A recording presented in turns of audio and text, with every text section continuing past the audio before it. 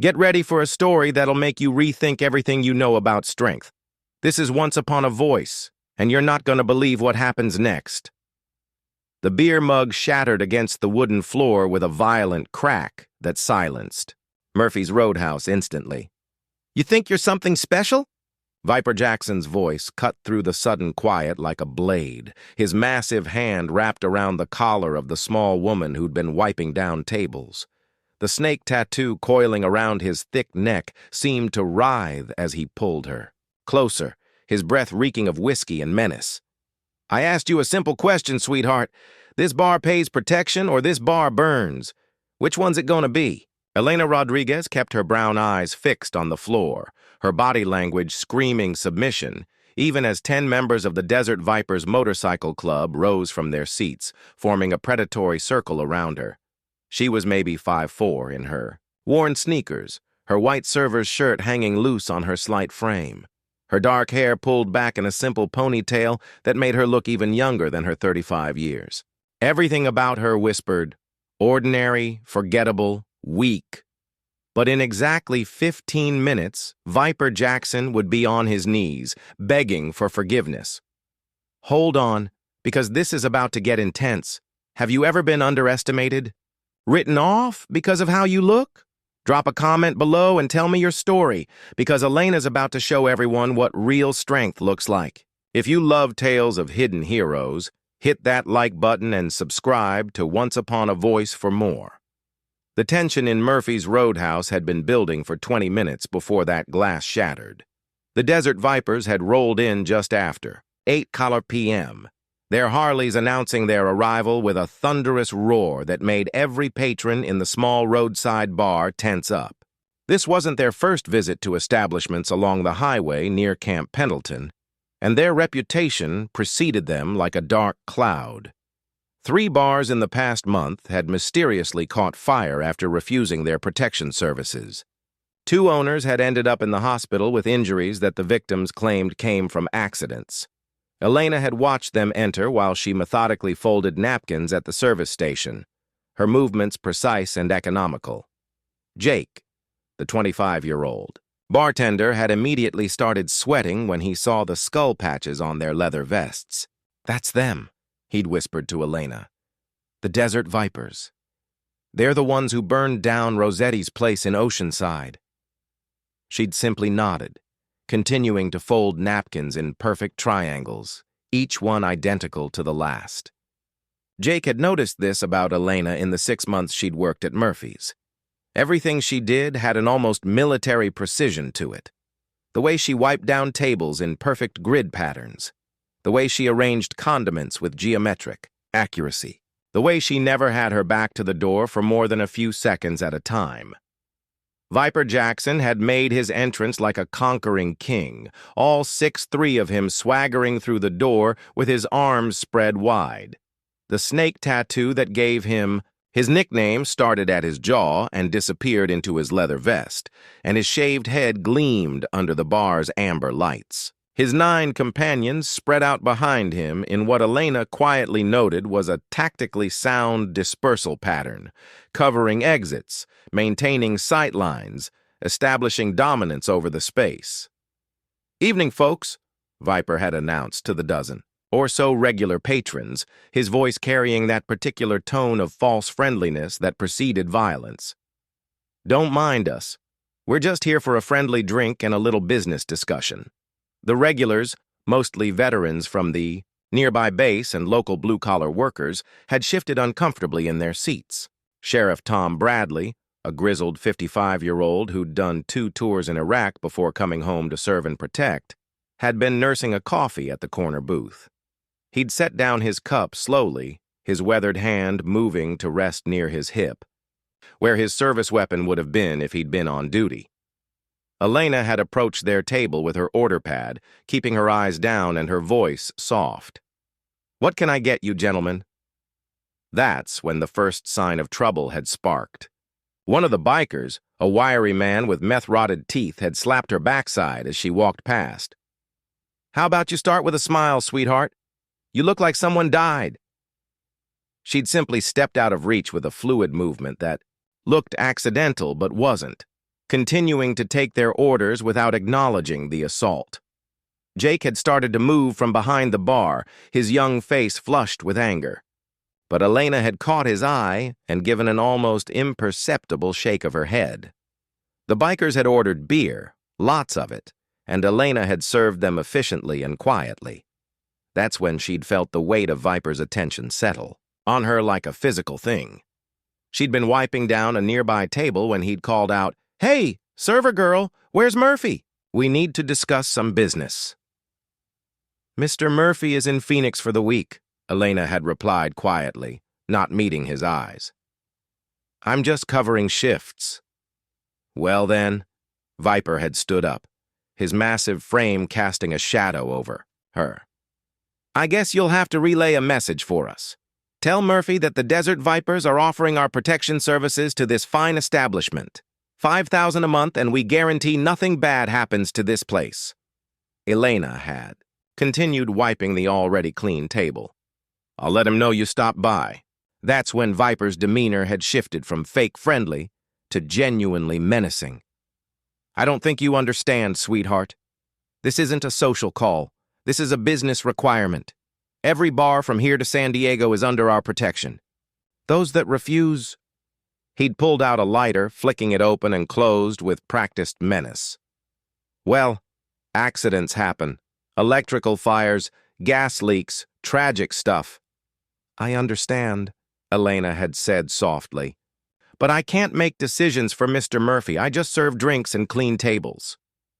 The formation the bikers had unconsciously taken around her had a name in military tactics: encirclement. But there was a weakness in their positioning that Elena had cataloged automatically. The one by the jukebox had his weight on his bad knee. She'd noticed his slight limp when he walked in. The two by the pool table were focused on intimidation rather than observation, missing Sheriff Bradley's slow shift to a better defensive position. Viper himself was standing too close, inside the reactionary gap, a mistake born of overconfidence. Elena's fingers had found the small piece of metal hanging from the chain around her neck, hidden beneath her loose shirt. The worn dog tag was warm against her skin, a reminder of who she used to be, who she was trying not to be anymore. 3 tours in Iraq and Afghanistan, 15 confirmed kills, 4 Bronze Stars, a Purple Heart, all of it locked away in a storage unit along with her dress blues and her gunnery sergeant chevrons.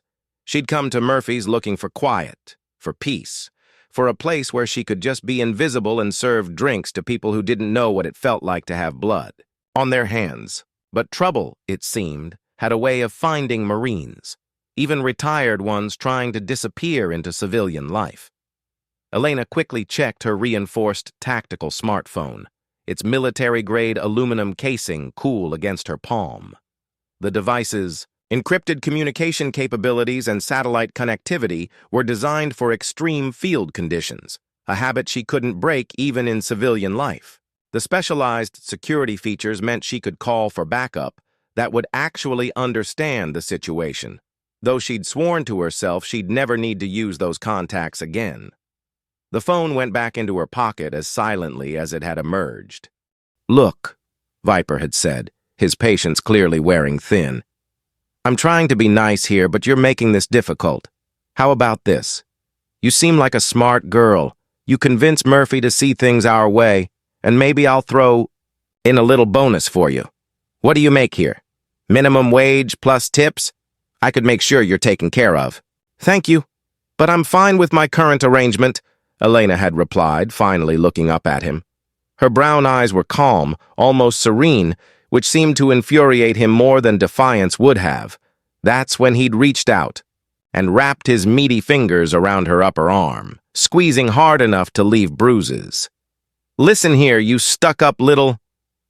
I'm going to have to ask you to take your hand off the lady." Sheriff Bradley had stood up, his voice carrying the authority of someone used to being obeyed. Even in civilian clothes, he had that unmistakable bearing of a career soldier. Viper had laughed, not releasing Elena's arm. "And what are you going to do about it, old man? You're off duty, out of your jurisdiction, and outnumbered 10-2. 1. Sit back down before you get hurt. But the sheriff hadn't backed down, and several other patrons, Elena noticed, at least 5 were wearing unit pins or military tattoos, had shifted in their seats, ready to back his play. The air in Murphy's had grown thick with the promise of violence. "Tom, it's okay," Elena had said softly, using the sheriff's first name. "These gentlemen were just leaving." That's when Viper had made his crucial mistake. He'd yanked her closer, his other hand reaching for her collar. "You don't tell us when we leave. We leave when we're good and ready. And right now, I'm thinking we need to teach this whole bar a lesson about respect." The sound of chairs scraping against the floor had filled the bar as more patrons stood up. Jake had grabbed the baseball bat they kept behind the bar, but Viper's attention was entirely focused on Elena, on establishing dominance, on breaking what he saw as inappropriate resistance from someone who should have been cowering. "You know what your problem is?" he'd snarled, his face inches from hers. "You think you're better than us? Think you're too good to show proper respect? Maybe I need to remind you of your place." His free hand had grabbed the front of her shirt, bunching the fabric in his fist. Elena had remained perfectly still, her breathing controlled, her eyes steady. To everyone watching, she looked like a terrified server trying not to provoke more violence. But Sheriff Bradley, with his 2 combat tours worth of experience, had seen something else. The way her weight had shifted to the balls of her feet, the way her hands had positioned themselves, the way she'd angled her body to create space for movement. "Last chance," Viper had growled.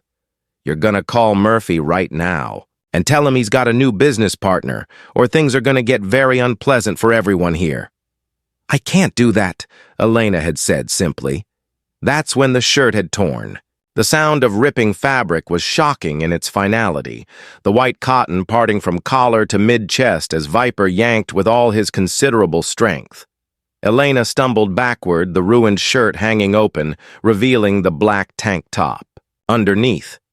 But it was what that tank top revealed that changed everything.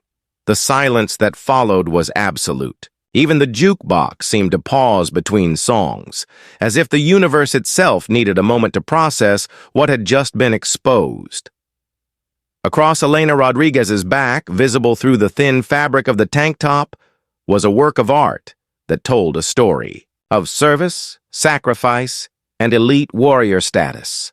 The eagle, globe, and anchor of the United States Marine Corps spread majestically across her shoulder blades, the detailed work so precise you could make out individual feathers on the eagle's wings. But it was the text beneath that made several veterans in the bar gasp audibly. First Force Recon was inked in bold letters, marking her as a member of one of the most elite special operations units in the Marine Corps. Below that, her designation, Gunny E. Rodriguez, 0311, the military occupational specialty. Code for infantry, the tip of the spear, the ones who go where others fear to tread. But the tattoo was only part of the story. Surrounding it were scars, the kind of scars that told their own tales to those who knew how to read them. A puckered bullet wound near her left shoulder blade, the telltale marks of shrapnel along her ribs, a long, jagged scar that disappeared beneath the tank top's hem, suggesting a blade wound that had required serious medical attention. Viper. Jackson stood frozen, his hand still clutching the torn fabric, his mouth slightly open as his brain tried to process what he was seeing. Behind him, his fellow desert vipers had gone equally still, the predatory confidence draining from their faces like water from a broken cup. "Force Recon," Sheriff Bradley breathed, his voice carrying clearly in the silence. Holy hell! The transformation in Elena's bearing was subtle but unmistakable. She hadn't moved, hadn't taken a fighting stance, hadn't done anything overtly threatening. But something in the way she held herself had changed, like a switch being flipped from civilian to warrior. Her shoulders squared, her chin lifted, and when she finally spoke, her voice had lost its soft, submissive quality. "Mr. Jackson," she said, using Viper's real name, which she shouldn't have known. "I believe you owe me an apology for destroying my property." The shift in the room's atmosphere was palpable, like the pressure change before a thunderstorm. Viper Jackson's face went through a series of expressions: confusion, recognition, disbelief, and finally the dawning realization that he had made a catastrophic error in judgment. His grip on the torn fabric loosened, and the white cotton fluttered to the floor like a surrender flag. "How do you know my name?" His voice had lost its commanding bass, climbing higher with uncertainty. Elena didn't answer immediately. Instead, she turned slowly, giving everyone in the bar a clear view of the military artwork and battle scars that decorated her back. Several phones had appeared, people recording what they sensed was a moment they'd want to remember. But Elena didn't seem to notice or care. "Stephen Jackson," she said calmly, "dishonorably discharged from the Army 6 years ago for stealing and selling military equipment. Founded the Desert Vipers 3 years ago.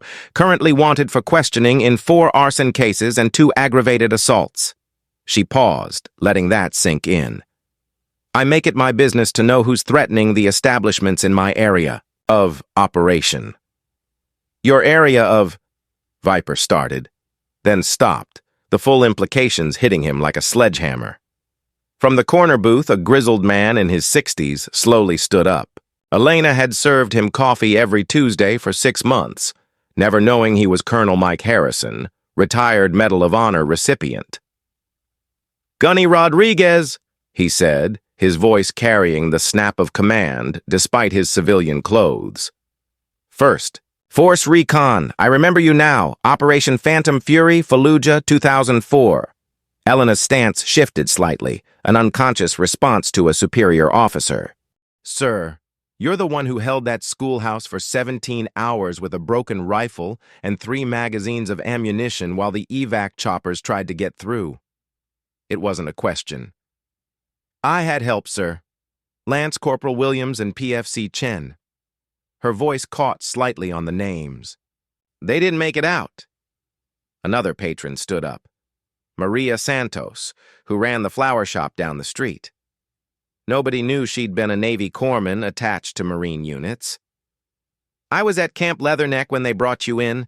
60% burns, 3 bullet wounds, enough shrapnel in you to set off a metal detector at 50 yards. The doctor said you'd never walk again."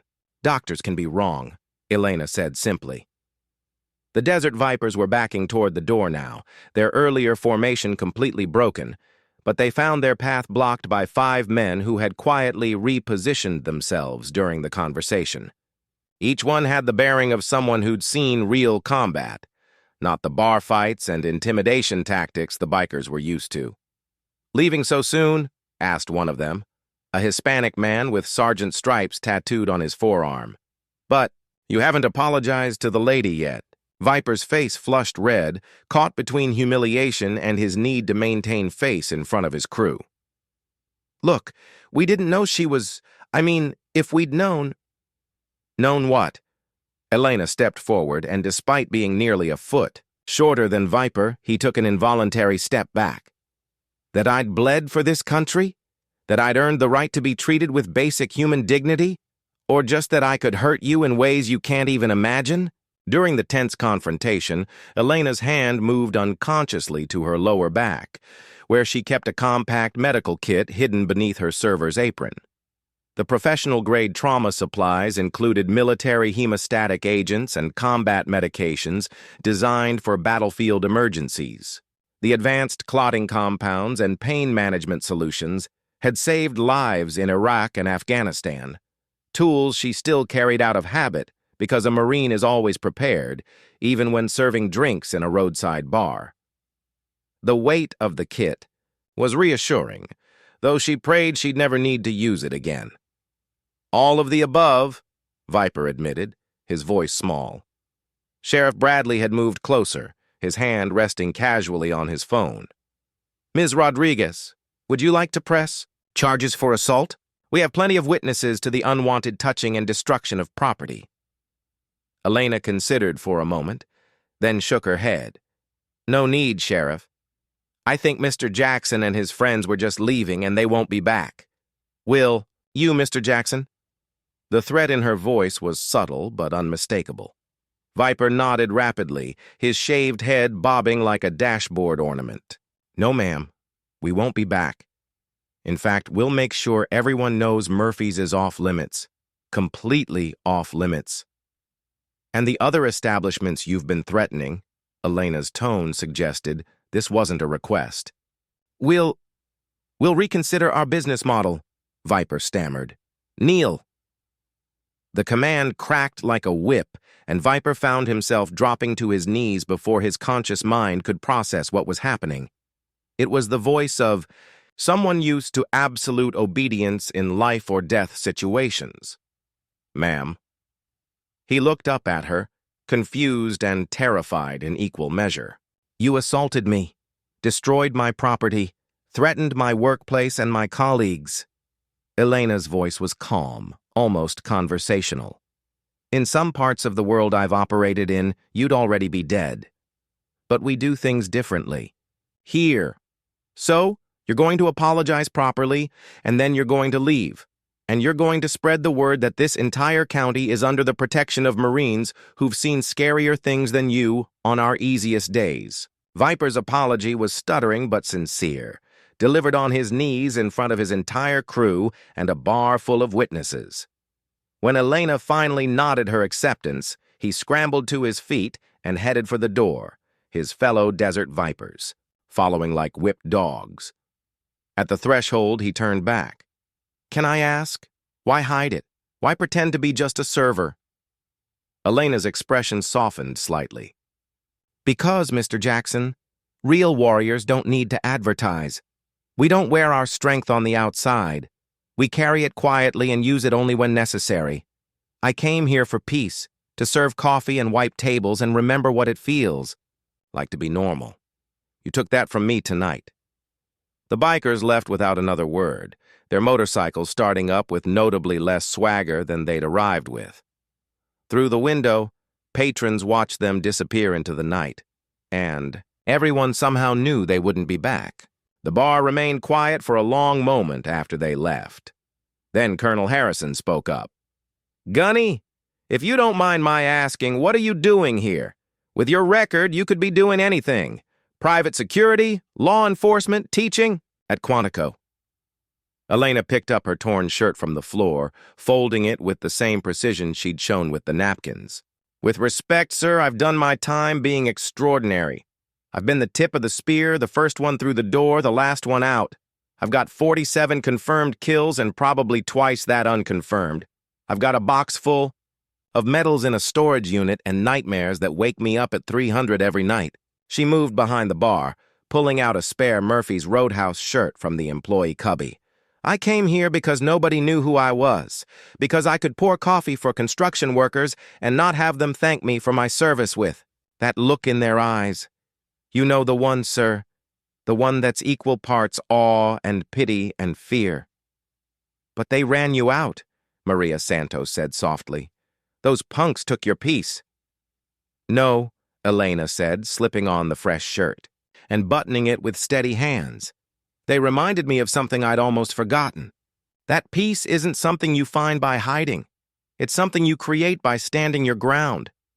Jake, who had remained frozen behind the bar throughout the entire confrontation, finally found his voice.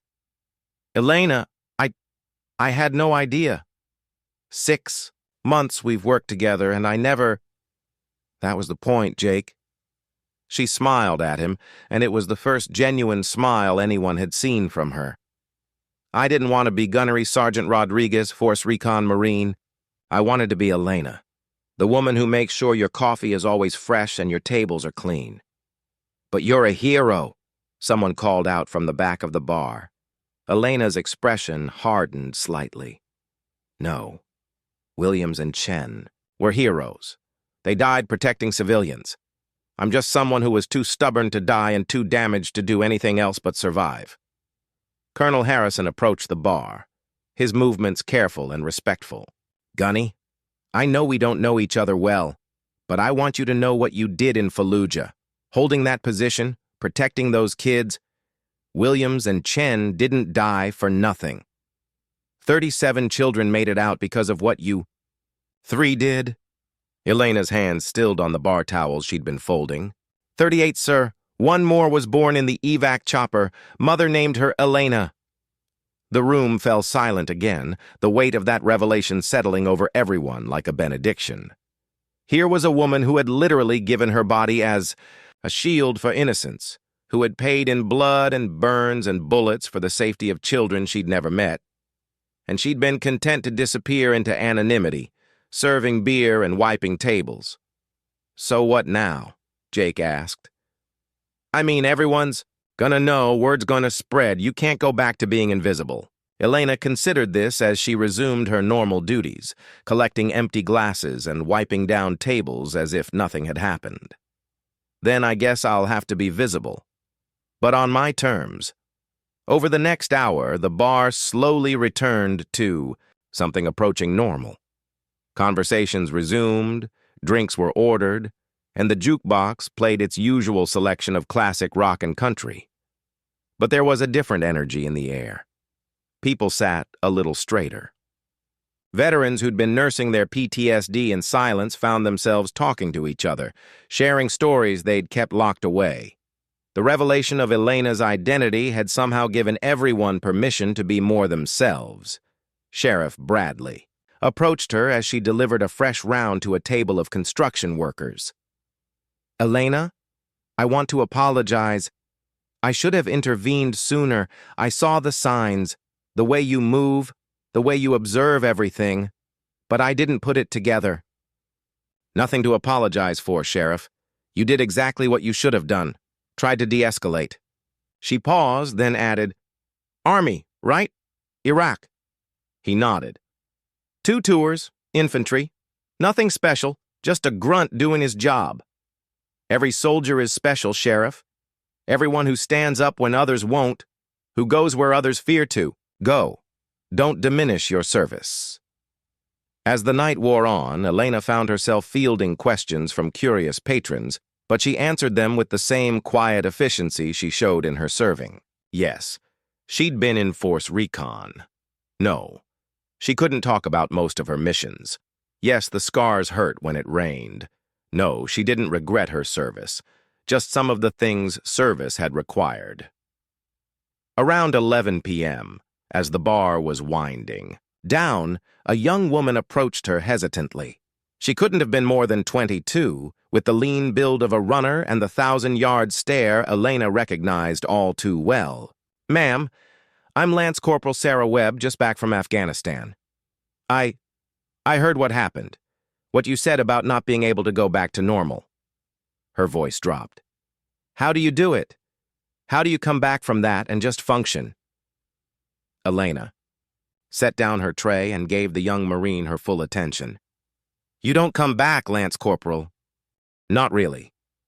The person who left doesn't exist anymore. You build a new person with the pieces that survived, and you find a new mission. What's yours?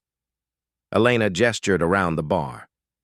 This, serving people, creating a place where veterans can come and not have to explain themselves, where civilians can learn that we're not broken, just different, where someone like you can ask someone like me how to survive and get an honest answer, which is one day at a time, one table at a time, one act of service at a time. The skills that made us good Marines, attention to detail, dedication to mission, protecting others, they don't go away. We just have to find new ways to use them. As closing time approached, Elena found herself alone with Jake as they cleaned up. The young bartender kept shooting her glances, clearly bursting with questions. Go ahead, she said. Ask. Do you regret it, having your cover blown? Elena considered this as she turned chairs upside down on tables for mopping. You know what? No. I've been hiding for 3 years, trying to pretend that part of me didn't exist. But it does exist. It's as much a part of me as my eyes or my hands. Maybe it's time to stop running from it. Will you stay at Murphy's? I mean, where else would I go? This is my post now, and Marines don't abandon their posts. The next morning, Elena arrived at Murphy's to find the parking lot fuller than usual for a Saturday. Word had indeed spread, and veterans from 3 counties had come to see the Force Recon Marine, who had faced down a biker gang with nothing but quiet authority and a revealed identity. But Elena didn't make a spectacle of it. She simply tied on her apron, made fresh coffee, and began taking orders.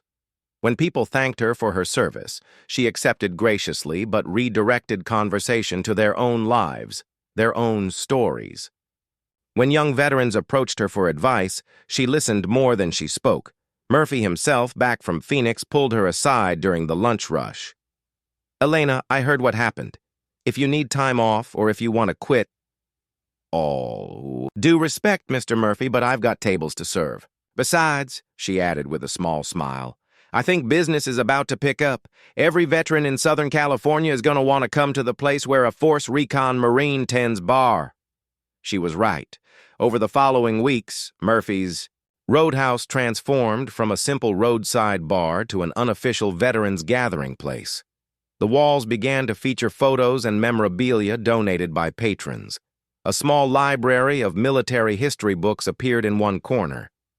Every Tuesday became Veterans Night, with Elena's quiet approval. But perhaps the most significant change was in Elena herself. She still wore the simple server's uniform, still cleaned tables with meticulous precision, still made sure everyone's glass was full, but she no longer hunched her shoulders to appear smaller. She no longer kept her eyes down. She moved with the quiet confidence of someone who had nothing left to prove and nothing left to hide.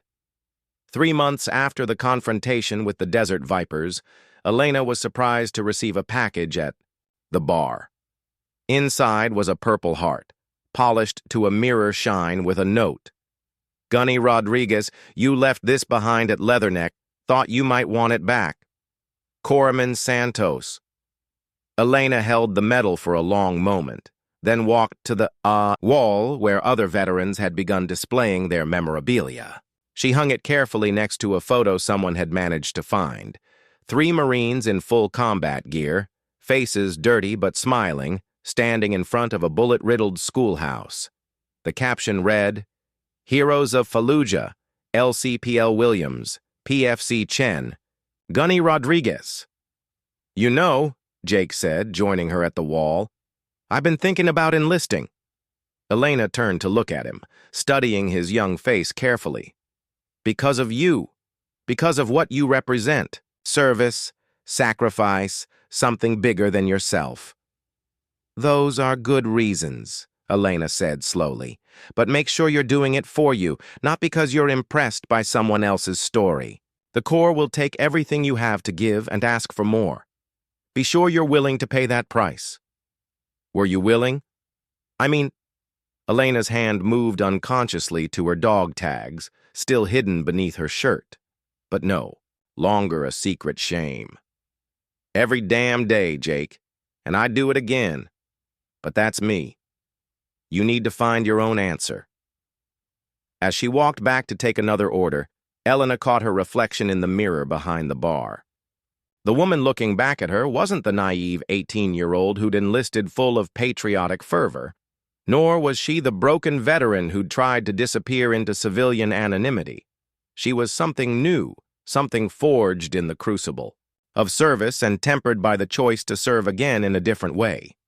Warriors don't need recognition. They serve. The words had become her motto, her explanation to reporters who occasionally showed up wanting to do a story about the biker bar Marine. She served coffee and cleaned tables and listened to stories and provided a safe space for those who needed it. It wasn't Fallujah. There were no medals for it, but it was her mission now, and she would complete it with the same dedication she'd brought to every other mission in her life. The eagle, globe, and anchor on her back, once hidden, like a shameful secret, now stood as a reminder to everyone who entered Murphy's Roadhouse. Here was sacred ground. Here, veterans were understood, civilians were welcomed, and everyone was treated with dignity. Here, a United States Marine stood watch, not with a rifle, but with a coffee pot, not in a combat zone, but in a roadside bar. Still serving, still protecting, still faithful. Semper Fidelis, always faithful to the core, to her fallen brothers, to her new mission. Elena Rodriguez had found her peace, not in hiding from war, but in continuing to serve in peace. And Murphy's Roadhouse would never be the same. Where are you watching from? Drop a comment below and hit subscribe to Once Upon a Voice to join us for more stories of heartbreak, courage, and redemption.